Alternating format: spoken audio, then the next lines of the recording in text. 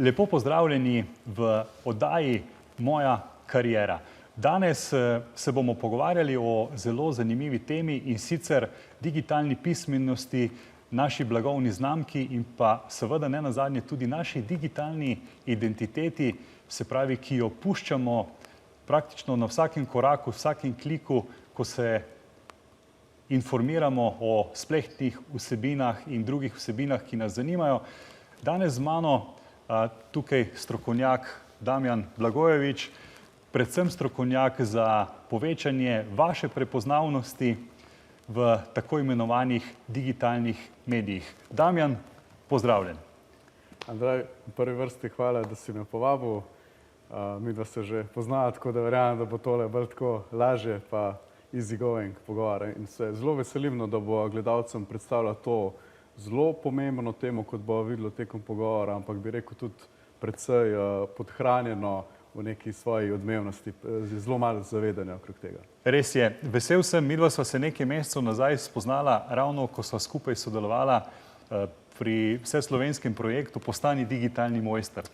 In takrat smo se marsikaj naučili, kaj mi kot predavatelji, strokovnjaki že vemo in hkrati v bistvu kaj vse, se pravi, udeleženci na drugi strani še ne vejo in ne poznajo in predvsem kakšni so njihovi strahovi. In ta digitalna pismenost, digitalna identiteta oziroma naša štampilka, ki jo puščamo praktično vsakim korakom, že s tem, ko imamo, ne vem, mobilni telefon, pametni mobilni telefon s sabo, in dejansko cel svet ve, kje smo. Drži, lepo si to povedal. V bistvu, jaz bi samo dodal k temu, kar si povedal za udeležence teh programov, da smo se tudi mi veliko naučili, predvsem v smislu, česa še ne vemo. Verjamem, da bi se strinjal. Obseg, spektr tega, kaj se danes pričakuje, da vemo in znamo, je enormen. V bistvu kompleksnost se noro povečuje iz dneva v dan. Tako da pričakovati od nekega povprečnega uporabnika, da bi obvladal vsa ta orodja in hkrati pazil še na varnost, na kibernetsko varnost, torej in na vse te aspekte, vidike, da bi jih spremljal, je skoraj iluzorno. Svet se pač premika in zdaj na nas, se mu bomo prilagodili, ali se ne bomo. Jaz mislim, da... Če bi samo na začetku rekel vseeno, da nekaj stvari poveš o sebi. Se pravi, vem, več kot 10 let delaš na področju marketinga, se pravi prepoznavanje, se pravi te osebne blagovne znamke, verjamem tudi podjetij na drugi strani. Kje je v bistvu tisti karierni pomik oziroma kaj je bilo tisto v tvoji glavi, ki ti je naredilo, to je pa to, kar si jaz kot Damjan želim početi? Super vprašanje. Odgovoriti je težko, ampak bom poskušal. Se pravi, tako kot si omenil, vsaj 10 let plus sem že nekako na področju marketinga, ampak marketing je široko področje, široko polje. Na koncu sem videl, da najbolj pomagam nekako na tem področju izoblikovanja lastne spletne ali digitalne identitete. Največji efekt lahko naredim tak direkten, oprijemljiv, jaz sem tak človek, da rad vidim rezultate svojega dela, da se najdem v tem, kar počnem, da ni to samo neka dejavnost, ki mi prinaša nek profit, nek zaslužek, ampak enostavno moram jaz v tem uživati, mora nekdo, s katerim sodelujem, nekaj konkretnega od tega imeti pa kaj s tem za pokazati. Tako da sem se enostavno najdel v tej neki mikroniši v zadnjem času. Ok. Ti praviš mikroniša, po drugi strani je pa, se mi zdi, ker marsikdo od mladih, ali pa tudi starejših, ki nas zdaj poslušajo in gledajo, se pravi, kako, ali pa recimo koliko časa, če bi recimo danes nekdo začel, reče, ok, jaz pa si želim delati na tem, kar dela Damjan. Recimo, da sva midva danes tista inspiracija, da bo nekdo rekel, ok, da grem iz inspiracije v transformacijo in želim preoblikovati svojo kariero. Kaj bi mu svetoval? Kje naj kdo začne? Se pravi, se veš, po eni strani je tako, več ko je konkurence na trgu, višja je lestvica, kvaliteta. In več lahko na koncu tudi zaračunaš, ker v končni fazi mlade danes, verjamem, da tudi vas, ki nas spremljate, velikokrat zanima, koliko boste na koncu tudi od tega imeli, kar počnete. Absolutno se strinjam, jaz mislim tako, danes so mladi in tudi jaz kot štejem se do neke mere, vsaj z eno nogo še med mladimi, a ne, zdaj ne vem, kje je ta meja po novem, ampak konc dneva... Tam, kjer jo ti čutiš. Bi se čisto strinjal s tabo, dobro si to povedal. Rekel bi, da vam reči tako, 10 mlajši Damjan, a ne, je bil precej izgubljen, a ne, kaj sploh početi, kam se usmeriti, kje je prihodnost, a ne, smo v obdobju nekih hiperinformacij, a ne, na eni strani slišiš nekaj, na drugi strani nekaj drugega, a ne, in zdaj kako se odločiti, kako začutiti tisto nišo. Bi rekel, da danes so mladi predvsej izgubljeni, iščejo neke hitre, instantne možnosti, ne bom rekel samo zaslužka, ampak eskalacije kariere in nekega uspeha, a ne. Zdaj, imidž uspeha, tisto, naša percepcija imidža je, vsak posameznik si ga razlaga popolnoma drugače, a ne. Ampak kratko jedrnato, če bi odgovoril na to, je poiskati si neke vzornike, kakšnega mentorja, ne. To se mi zdi, če 10 let nazaj bi definitivno šel v to smer, pa nisem recimo, in sem izgubil kar nekaj časa, da sem mogoče najdel neko pravo pot, a ne. Obkrožiti se z podobno mislečimi ljudmi, ambicioznimi posamezniki, predvsem pa s takimi, ki nam odgovarjajo, ki nam lahko pomagajo razširiti nek krog ljudi in eskalirati, pohitriti razvoj naše kariere, a ne. Ravno v tem kontekstu, a ne, obkrožanja z zanimivimi, kvalitetnimi ljudmi, a ne, je tudi nekako govori področje izoblikovanja digitalne identitete in osebne blagovne znamke, a ne. V bistvu, da se moramo pokazati navzven, da se moramo tržiti, mrežiti in povezovati z drugimi podobno mislečimi ljudmi.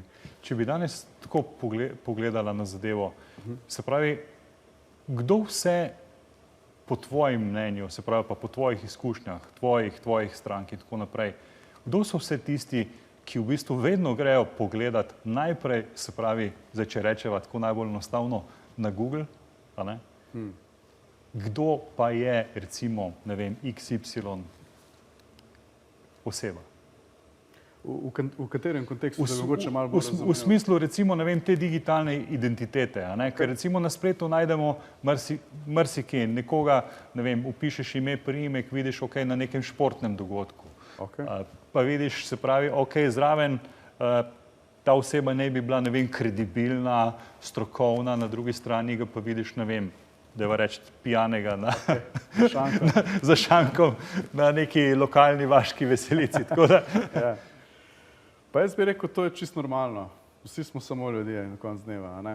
In zdaj, večji, ko je nivo, na višjem nivoju, da je tako reči, ko se oseba nahaja, večja je odgovornost, a ne. In večja je ta potreba po menedžmentu te podobe, oziroma da je reči tako PR, ne. Tudi to, kar jaz počnem, je neke vrste PR, ampak je bolj ozko usmerjeno, a ne, bolj nišno. Tako da ja, lejte, sej vsakomu lahko najdemo marsikaj na Googlu, recimo tako poenostavljeno na Googlu, a ne, tudi precej nekih drugih virih podatkov in kanalov.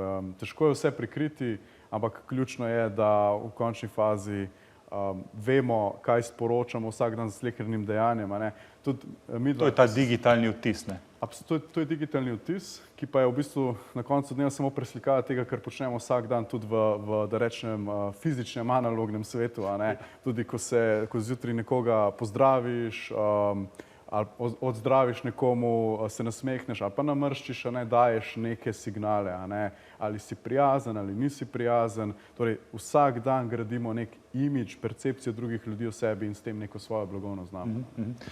A bi lahko rekel, da tudi, se pravi, mogoče posameznikom, podjetjem, ki nimajo toliko izkušenj z neko iznajdljivostjo, pomagaš tudi na tem področju? Bom povedal, kaj mislim s tem. Namreč nekaj časa nazaj sem poslušal en intervju z Arnoldom Schwarzeneggerjem v tistem času, ko je, se pravi, se boril za guvernerja, a ne, mu je nekdo vrgel jajc.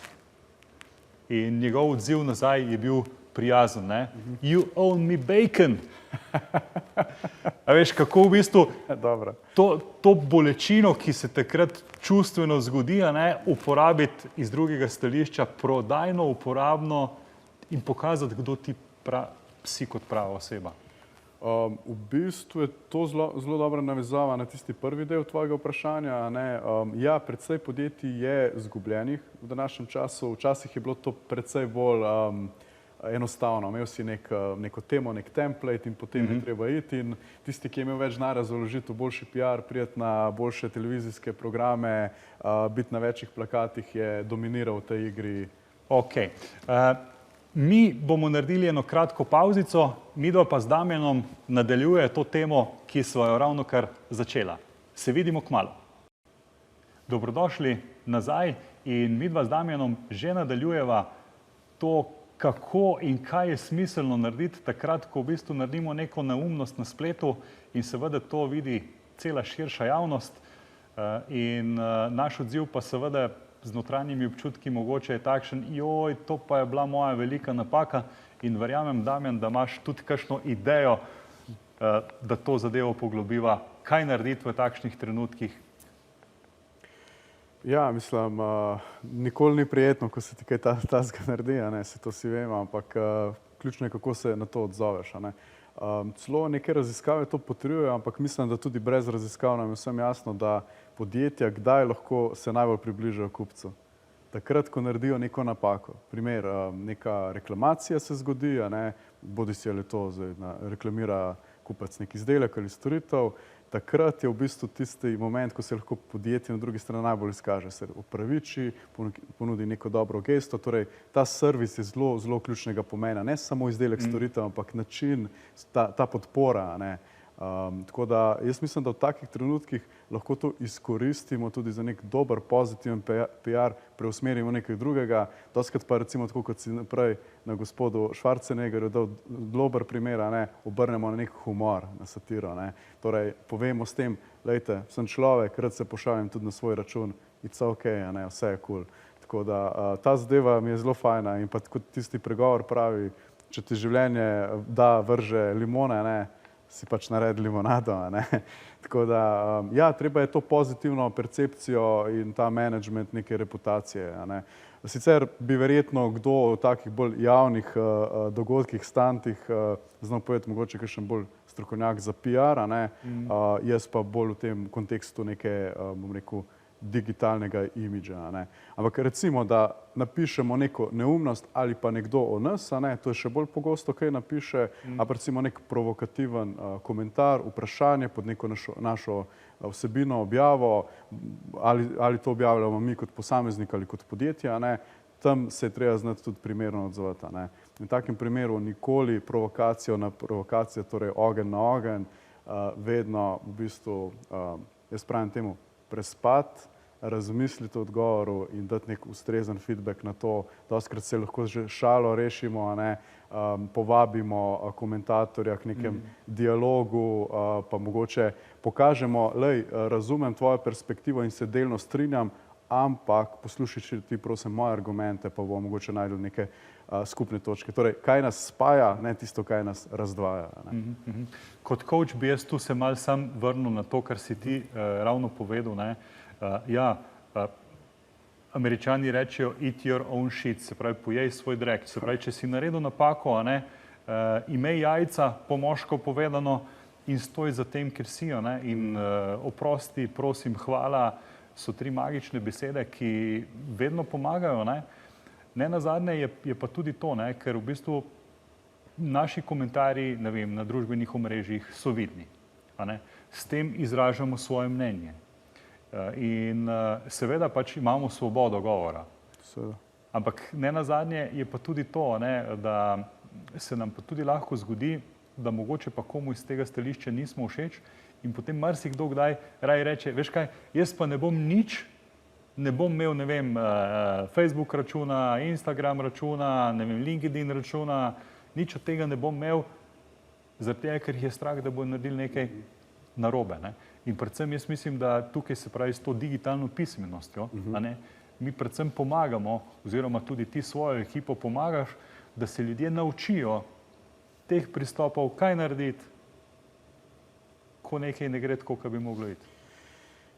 Jaz bi tukaj zadeve tako zelo poenostavljeno povedal. Na koncu dneva je tako, vsem ne boš nikoli všeč, to vemo vsi. pač zdaj lahko si neutralen, ezoteričen, temu tudi rečem, a ne, politično korekten, vse to je super, a ne. In to je tudi lahko, to je svobodna volja odločitev posameznika, s tem ni čisto nič narobe, a ne. Ampak jaz pravim tako, če imamo nek talent, dajmo se vprašati, kaj je to, v čem smo res dobri in kaj lahko damo temu svetu. Moja filozofija je, da ne samo obstajam, ampak tudi pustim nek pečat, nek impact, a ne, z mojim kot delovanjem. kreator. Kot kreator. In vsakdo, ki se odloči, ali je to ena objavica na mesec, ali je to konstantno neko objavljanje, ali je to bolj profesionalno, delno profesionalno, osebno, ko nekaj napišemo, se s tem izpostavimo, stopimo iz cone obdobja, a ne.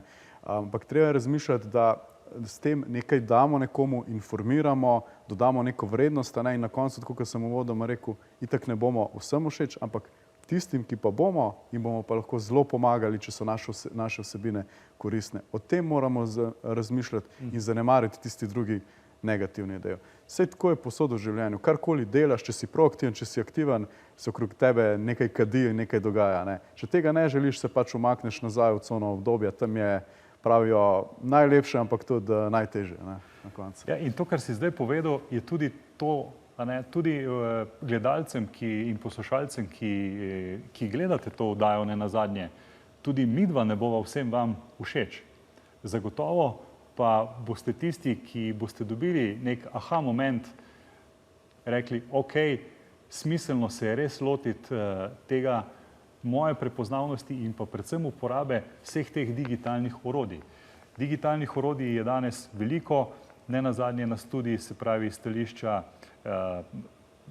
sodelovanja oziroma kot prebivalec Republike Slovenije imamo, ne vem, e-upravo in tako naprej, e-davke in tako naprej. Marsikakšne informacije si lahko pridobimo, rabimo pa nekaj seveda znanja za to. Lahko poveš kaj več o tem, ker to je tudi digitalni pečat, ki ga mi absolutno že puščamo, sploh vsi tisti, ki že imate nove osebne izkaznice, te lepe, slovenske, puščate digitalno identiteto, tudi če nimate družbenih omrežij.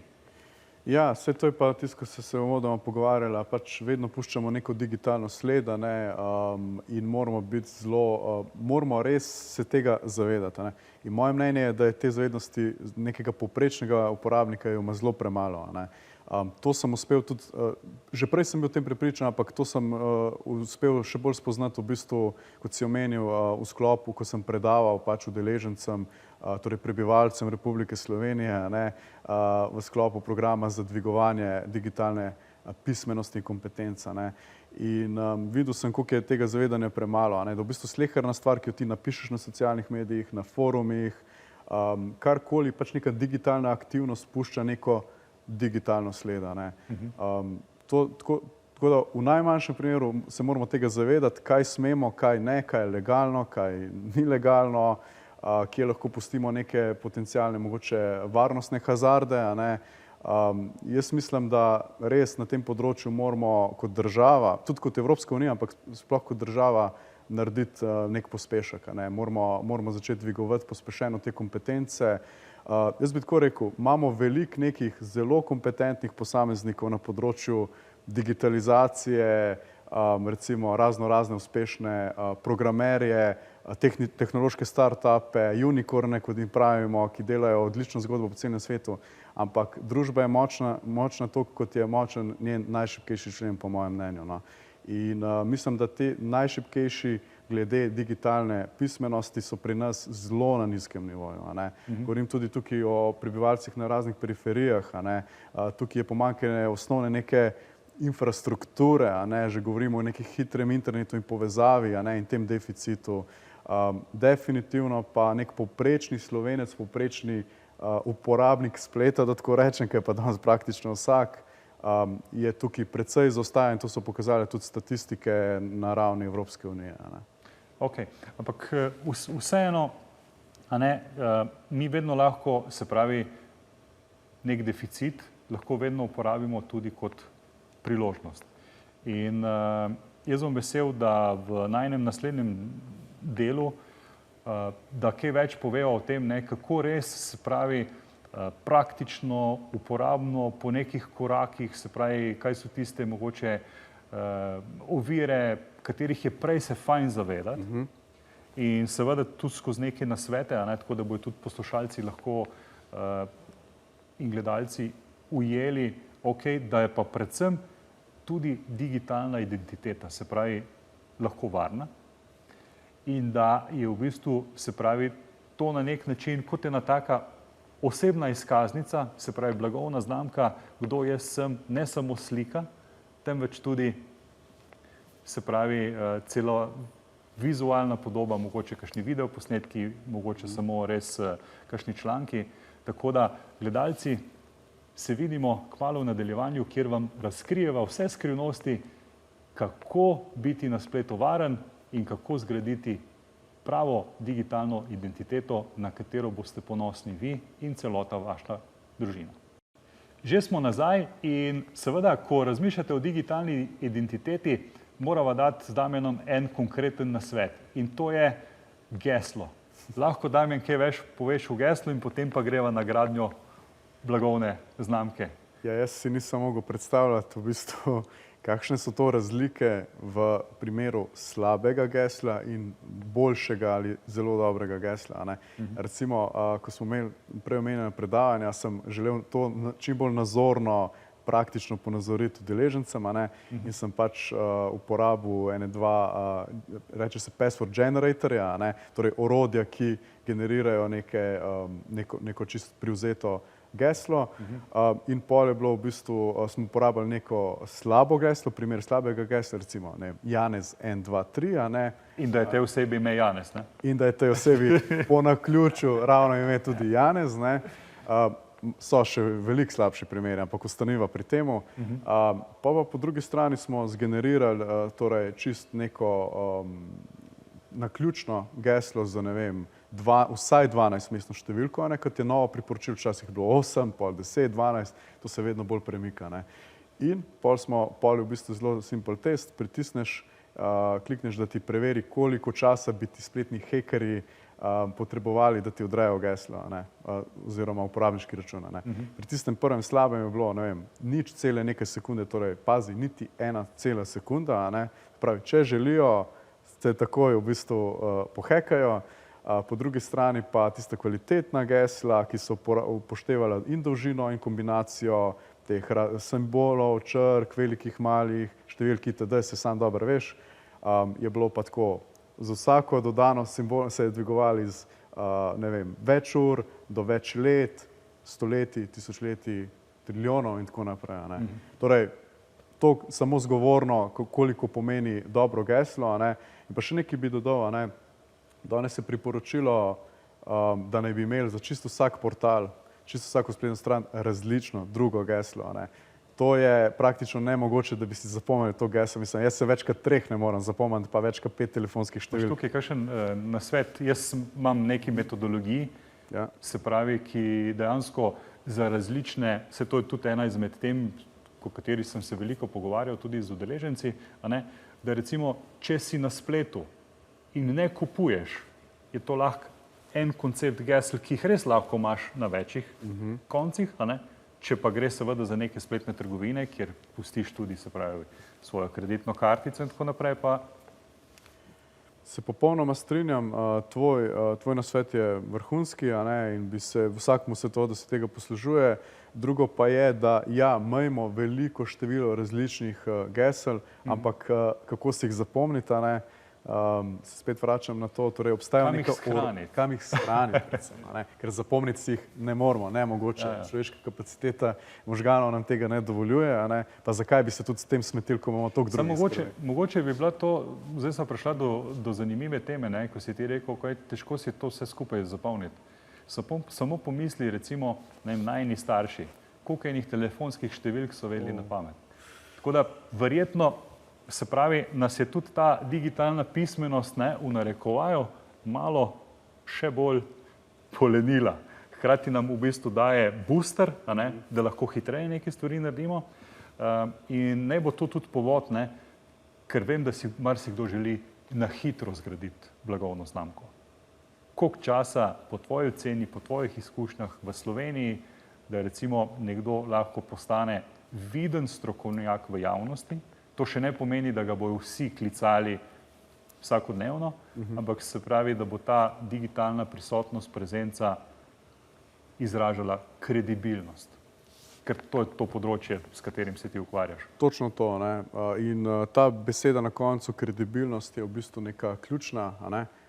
Torej, ja, ne bomo čez noč kar tako slavni, razen če se nam pač uspe in gremo viralno z nekim videoposnetkom, tudi to se danes dogaja, a ne. Ampak če si želimo zgraditi samo nek imidž profesionalca, strokovnjaka na določenem področju, so pa določene metodologije in koraki, kako tja pridemo relativno hitro, no, bom rekel. Daj z nami deli kakšen tak trik. Predvsem moramo torej sploh si pri sebi ozavestiti, kaj smo, na katerem področju smo dobri, a ne. Na katerem področju želimo biti strokovnjaki in to komunicirati. Ne moramo reči, da smo strokovnjaki za 10 stvari, a ne. To so lahko 1, 2 ali maksimalno 3 stvari, ki so med seboj precej povezljive in logične, ne. To je prva stvar, ta neka kristalizacija fokusa, ne. Ker če mi ne vemo, kaj želimo sporočati, bojo še toliko manj tisti, ki berejo naše objave oziroma bralci, gledalci, kakorkoli rečemo, ne. Se pravi, nek fokus, a ne, da se to jasno zdefiniramo, potem nek imidž, torej vizualni, ki temu tudi sledi, potem, da imamo neko strukturo, če govorimo v kontekstu zdaj objavljanja na nekem socialnih medijih, pa naj si bo to Instagram, LinkedIn, karkoli, torej, da vemo, kdaj in kaj bomo objavljali, a ne, da si naredimo neke, temu jaz rečem, stebre, vsebinske stebre, a ne, in temu potem konsistentno sledimo. Pa veliko je še teh nasvetov, ampak mogoče bi dodal še tega, da si izberemo eno našo platformo, tistega paradnega konja in tam smo najboljši, najmočnejši. Ja, ni nič problem, če smo tako imenovani multi-channel, ne, da smo povsod prisotni, ampak oziroma omni-channel, ne. Zdaj že omni-channel, ne, ampak v končni fazi en kanal, mogoče maksimalno 2, če imamo nek support za začetek. Če imamo pa ekipo, je pa to druga zgodba, če in ko jo imamo in smo lahko povsod učinkoviti. Ker treba se nekaj zavedati. Vsak kanal je čisto drugačen in treba stvari prilagoditi. In tudi publika je verjetno drugačna. Absolutno, popolnoma, ne. Če primerjamo TikTok pa LinkedIn, ne, dva različna svetova, pa ne rečem, da niso določeni presečniki, ki so, ne. Določeni uporabniki LinkedIna in TikToka so pač na obeh platformah, a ne, ampak teh je bolj malo in predvsem ne pričakujejo enake vsebine, a ne.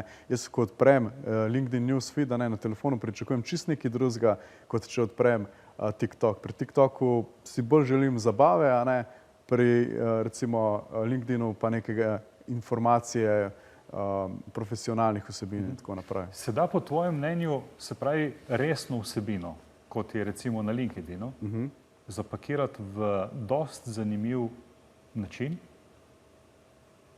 da je to vseeno, se pravi, zabavno, sproščujoče, ker vse vemo, pač so težje teme, katere se ljudi ponavadi izogibajo, ne, ampak vseeno. Dobro vprašanje, odgovor je enoznačno da, oziroma absolutno se da, ne.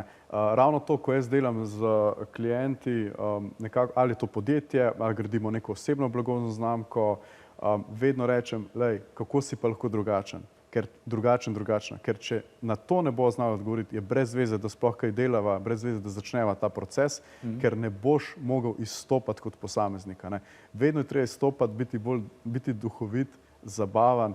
Ena kratica obstaja, ki mi je zelo blizu v tem kontekstu. EIE, entertaining, informative, pa educating. Torej, da vsakič probamo biti nekaj izmed tega ali vse troje, a ne. Torej, ja, informiraj, ja, bodi profesionalen, kredibilen, ampak hkrati daj malček se pošali, pozabavaj, pa daj to v nek tak kontekst, ali je to videoposnetek, ali v obliki neke zgodbice, pripoveduj. Ljudje imamo radi zgodbice, verjetno bi se strinjal s tem, a ne. Mislim, ljudje, Američani so mojstri v pripovedovanju zgodb, ne. Res je. Je pa tudi dejstvo, da skozi zgodbe, v bistvu in metafore, v bistvu se mi najdemo v teh zgodbah, a ne. In ravno te zgodbice so potem lahko kot velik motivator in glede na to, da se tudi najin čas druženja danes počasi bliža k koncu, zagotovo imaš za gledalce, poslušalce kakšen tako nasvet kot misel, se pravi, Dejstvo je, da digitalno prisotnost moramo imeti, oziroma vsaj priporočljivo je, ampak vseeno kakšen nasvet.